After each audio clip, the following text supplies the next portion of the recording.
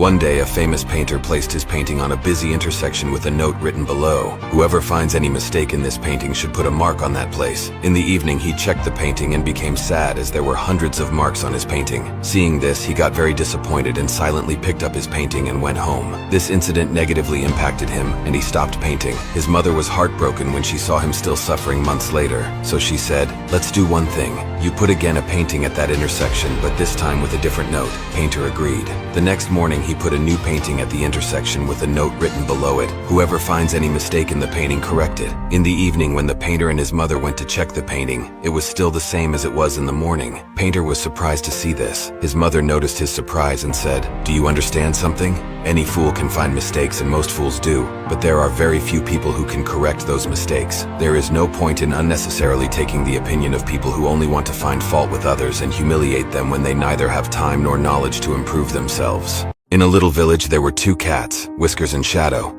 Whiskers was super brave and loved going on adventures. But Shadow, the other cat, was a bit scared and liked staying in familiar places. One day, people started talking about a scary creature in the nearby forest.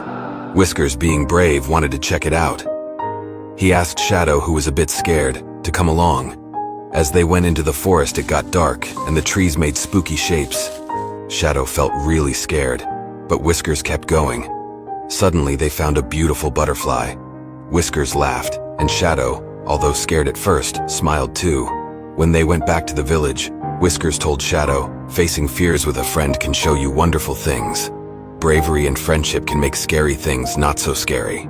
Phil and Jason are playing in the garden when Phil's mom suddenly calls, "Phil, darling, come in and eat." Phil completely ignores her and continues to play. Then Jason asks him, "Don't you want to go in? Your mom called you." Phil replies, "I don't want to go in. She always has to be annoying." So they both carry on playing. After a few minutes, Jason asks again, "Don't you want to eat? Your mom's waiting." Phil shakes his head and says, "Man, my mom's annoying. Let's just keep playing." Then Jason says, "Can I eat with you? I'm hungry too." Phil rolls his eyes and says, "Okay, then let's go inside to my mom then." As they sit at the table, Jason says, "Thanks, Mrs. Tompkins, for letting me eat with you. Everything looks great." Out of nowhere, Phil suddenly shouts, "The food doesn't taste good and it's cold. You can't cook." Later that evening, as Jason is saying goodbye to Phil, he says, "Tomorrow I'm going to visit my mom. Do you want to come along?" Phil agrees. The next day, Jason takes Phil to his mom and says, "I wish my mom would call me for dinner or hug me in the evening and say goodnight. Be glad you have a mom. Enjoy it because you never know how long the people you love will be around." Marie was new in the city and didn't know anyone. She often felt lonely at school as she hadn't made any friends yet. One day she noticed a boy called Max who was also alone. He was often teased by the other children because he was always sticking his nose in books. Marie decided one day to sit down with Max and talk to him. She quickly discovered that they had many interests in common, especially a love of books. Every day during the lunch break, Marie and Max sat down together and laughed a lot. The children at school kept looking over at them and couldn't understand how such outsiders could have so much fun. Soon some of the children became so curious that they also sat down with Max and Marie. They were happy to meet every new child and were very interested in the hobbies of the others. Max and Marie showed the other children that it is okay to be different and that true friendship knows no prejudice. One day when Marie looked into the group of children who now sat with them every lunch break, she saw how happy Max looked at her, and she realized that true friendship often develops where you least expect it. Openness and kindness can build bridges between people. There is a 9-year-old kid sitting at his desk, and all of a sudden, he notices that his pants are wet. He is shocked. That has never happened before, and he knows that when the boys find out, they will laugh at him.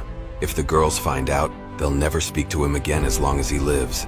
The boy believes his heart is going to stop. He puts his head down and prays, "Dear God, this is an emergency." He looks up from his prayer, and here comes the teacher looking like she discovered him. As the teacher is walking towards him, a classmate named Susie is carrying a goldfish bowl that is filled with water. Susie trips in front of the teacher and inexplicably dumps the bowl of water on the boy's lap. The boy pretends to be angry but whispers to himself, "Thank you, Lord." Now all of a sudden, instead of being the object of ridicule, the boy is the object of sympathy. The teacher rushes him downstairs and gives him gym shorts to put on while his pants dry out.